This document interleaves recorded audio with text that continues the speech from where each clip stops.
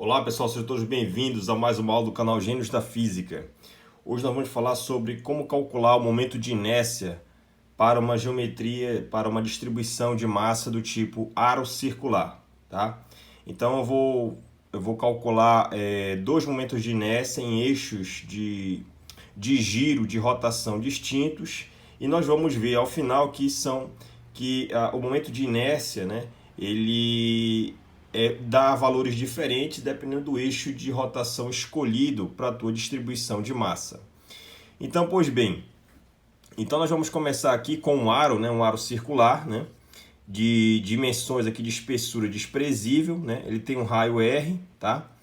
E uma massa total M maiúsculo, tá? E eu vou considerar o sistema de eixo de orientação aqui X e Y no plano do disco e perpendicular a esse plano, que é o eixo de rotação, com uma velocidade que eu posso dizer que é um ômega, né? Uma velocidade de rotação ômega, está aqui o eixo de rotação eixo Z. Pois bem, então nós sabemos o seguinte, que o momento de inércia, né, ele é a inércia associada à rotação de um objeto, né? Então toda vez que você gira um objeto, né, de uma dada velocidade angular, né, você vai ter uma certa resistência a essa rotação. Então essa resistência nós podemos inferir através do momento de inércia. Então, da mesma forma que a massa, né, a inércia do corpo está associada à sua resistência à translação, né, o momento de inércia, da mesma forma, está associado a essa espécie de resistência à rotação. Então, quanto mais a massa do objeto estiver distribuída próximo do eixo de rotação, menor o momento de inércia. E quanto mais a massa estiver distante do eixo de rotação, maior vai ser o momento de inércia. E, consequentemente, maior será a resistência, o esforço será maior para você provocar nesse objeto um giro, uma rotação, tá? Então, nós sabemos que o momento de inércia ele é dado pela integral de r² dm, né? dm é o elemento infinitesimal de massa escolhido no ponto que você vai fazer o estudo. Tá? No caso seria aqui um elemento infinitesimal, eu pegaria um dmzinho aqui, né? E esse R é a distância do elemento de distribuição de massa infinitesimal perpendicular ao eixo do giro. Então aqui se o eixo de giro é o eixo Z, esse eixo aqui, perpendicular a ele está esse R, que é a distância dos elementos de distribuição de carga desse aro circular. Então nós sabemos o seguinte, já que esse R é fixo, né, ele pode sair aqui, né, ele tem um valor, o aro tem um valor R maiúsculo, né, de raio, ele pode sair dessa integral, ficou uma integral somente em dm, que é o dar o próprio m, né? Então o momento de inércia para o aro circular com eixo de rotação no eixo Z, né, perpendicular ao plano XY, que é o eixo, que é o plano onde está o disco, né, o aro, perdão, você calcula que o aro é mr², né? Então esse é o momento de inércia do aro circular para esse eixo de rotação. Então vamos agora mudar o eixo de rotação. Em vez de escolher o eixo Z como eixo de giro desse aro circular, vamos escolher agora o eixo Z está saindo do plano do papel, tá aqui, ó. E o eixo de giro vai ser o eixo Y, por exemplo, tá? Então esse vai ser o eixo de rotação. Então perceba que em relação ao caso anterior, nós mudamos, o aro continua sendo o mesmo raio, tá certo? A mesma massa, porém o eixo de rotação aqui é o eixo Z e aqui é o eixo Y. Será que isso vai ter, perdão, alguma diferença? Então agora nós vamos calcular a mesma integral, agora o nosso r², que é a distância dos elementos infinitesimais de massa, é uma distância perpendicular ao eixo de rotação. Então, no eixo de rotação, o eixo Y, perpendicular a essa distância. Essa distância aqui eu vou chamar de R e, consequentemente, o eixo X, né? Porque o valor de X, porque ela está posicionada ao longo do eixo X, olha, paralela ao eixo X. Então, eu chamei de X aqui. Eu adotei o ângulo θ aqui, que eu vou trocar para o sistema de coordenadas polar, né? Então, você vai ter o seguinte, que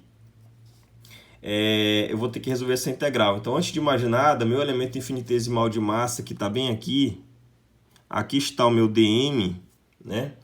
Então, você sabe se isso aqui é uma distribuição linear de massa, então nós sabemos que a densidade linear de massa, lambda, ela é dada por dm dl.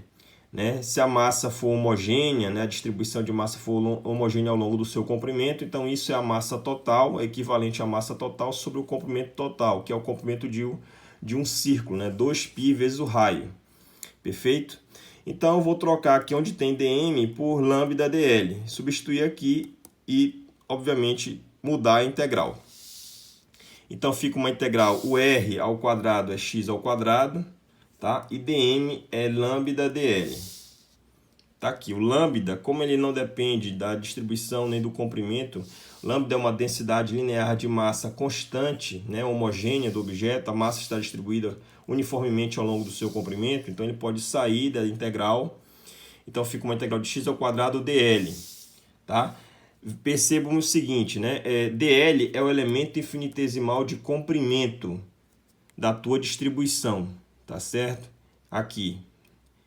Então, e x, né, é a distância do eixo de rotação até o dado ponto escolhido aqui, que no caso é o elemento infinitesimal de massa, está uma distância perpendicular x aqui do eixo de rotação, né, que é o eixo y. Então, nós sabemos que precisamos resolver essa integral, né? E aí a integral, que era ao longo da massa, fica uma integral ao longo do comprimento, que vai de 0 até 2πr, que é uma volta inteira. Tá aqui, ó.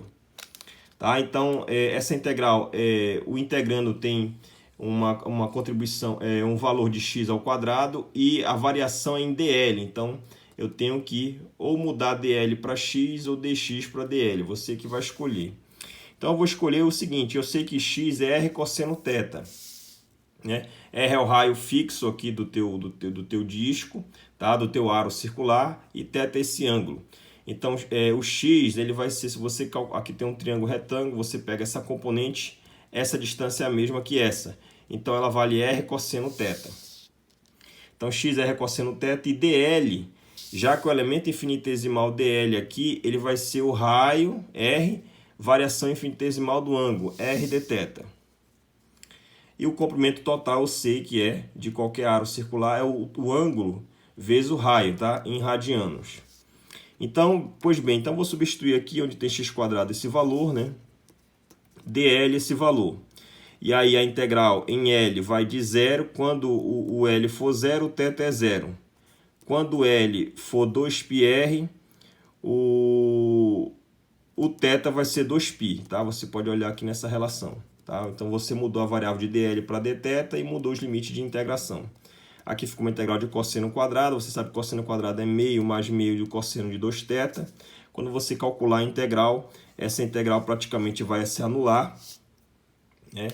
Essa integral vai se anular aqui. E aí, né? O que você vai ter? Então, essa integral aqui vai dar 0, né? Vai ter uma integral de seno, vai dar uma seno de 2θ. De 0 a 2π vai dar 0. Aqui o meio nessa integral vai sair, vai ficar de 0 a 2π, dá 2π. E aí, quando você simplifica π com π, etc., cancela, você vai ter uma integral de lambda πr ao cubo.